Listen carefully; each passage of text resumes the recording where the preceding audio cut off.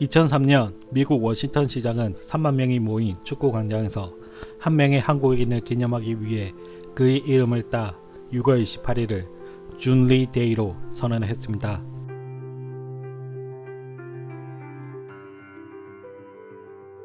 (1932년) 충남 아산에서 태어난 이중구라는 6살짜리 꼬마 남자아이는 5살 여자아이에게 맞고 다닐 만큼 작은 체구에 약한 아이였습니다. 어린 이중구는 그때부터 자기 스스로 자신을 방어해야 한다는 것을 깨닫고 몸을 단련하기 시작합니다. 이중구가 14살이 되던 때 한국은 강복을 맞았고 그동안 일제에 의해 전통 무술이 금지되어 온 것에 대한 반발 때문이었는지 해방 이후 한국에 무술 도장이 쏙쏙 생겨나기 시작했습니다. 14살의 이중구는 아버지 몰래 청도관에 들어가 당수도를 배우기 시작하며 태권도와 인연을 맺게 됩니다. 그리고 이 시기에 미국 영화를 통해 아메리카 드림을 꿈꾸게 됩니다. 1957년 이중구는 문교부 주최 유학시험을 통과하고 텍사스로 유학을 떠나게 됩니다. 그리고 그는 태권도로 미국에서 살아남겠다는 다짐을 합니다. 어릴 적 꿈꾸던 아메리카 드림이 첫 발을 내디딘 것이죠. 하지만 수중에 $45밖에 없었기 때문에 학비와 생활비를 벌기 위해 교내에 태권도 클럽을 만들어 태권도를 가르치며 학비를 벌기도 하고 태권도로 기숙사 치안을 담당을 하며 기숙사비를 면제받기도 했다고 합니다.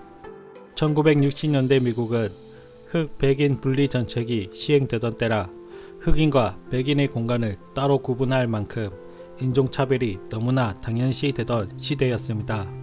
텍사스에서 태권도 사범으로 생활하던 이중구는 뒷문으로 남들 눈을 피해 조심히 들어오는 흑인 아이를 보게 되는데요. 이중구는 그 아이에게 노를 외치며 말합니다. 태권도에서는 누구나 똑같단다. 정문으로 다시 들어오렴. 이중구 사범이 태권도로 무엇을 이루고자 했는지 조금은 알 수 있는 대목이라 여겨집니다. 1962년 이중구는 워싱턴 DC 가라데 도장에서 강사 자리를 제의를 받고 텍사스에서 워싱턴으로 향합니다. 하지만 막상 도착하니 수강생이 6명뿐인 도장이라 봉급을 받을 여유가 없을 것이라 판단하는데요. 그래서 이중구는 차라리 자신의 이름을 내세워 태권도 도장을 열기로 결심합니다.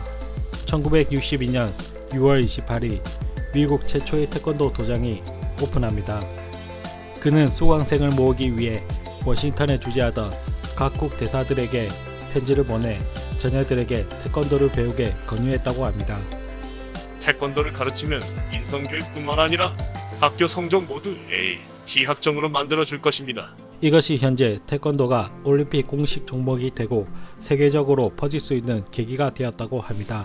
1965년 4월 공화당 하원 의원인 제임스 클리블랜드가 강도를 당했다는 기사가 신문에 실립니다. 이중구는 이 기사를 보고 제임스 의원에게 전화해 다시는 강도당하지 않도록 태권도를 무료로 가르쳐주겠습니다.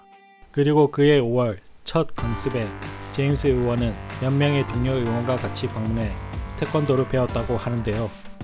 이 모임이 발전해 미 의회 태권도 클럽으로 발전했습니다. 45년이 넘는 세월 동안 이중구 사범은 무료로 미국 국회의원들에게 태권도 교육을 봉사했는데요. 태권도로 배운 미국 의원만 세대를 이어 배운 수가 350여 명에 이른다고 합니다. 이 중에서 19명은 블랙벨트까지 딸 만큼 수련을 했다고 합니다. 이중구 대사범의 이런 노력이 대한민국을 알리고 대한민국의 발전과 외교에 직간접적인 영향을 끼치는데요. 그 대표적인 예가 조지 부시 대통령이 백악관 직속 아시아 태평양계 자문위원회 이중구 사범을 포함한 총 3명의 한인을 임명한 것인데요. 또한 한국 여야 국회의원 64명으로 구성된 국회 태권도 클럽을 만들어 한미 우호 증진을 위한 정계 지도자 간의 스포츠 외교와 한미 경제 사절단 교류 등 20년 동안 가교 역할을 했습니다. 1964년 캘리포니아 롱비치에서 국제 가라테 대회에 2명의 아시아인이 참가해 시범을 보였는데요. 그 2명이 이중구 사범과 이소룡이었습니다. 두 사람은 서로가 가진 장점을 부러워했는데요. 이중구 사범은 이소룡의 손기술을, 이소룡은 이중구 사범의 발기술을 말이죠. 그리고 이 둘은 서로의 장점을 교류하며 같이 훈련도 하고 무술에 대해 밤새 토론도 했다고 합니다.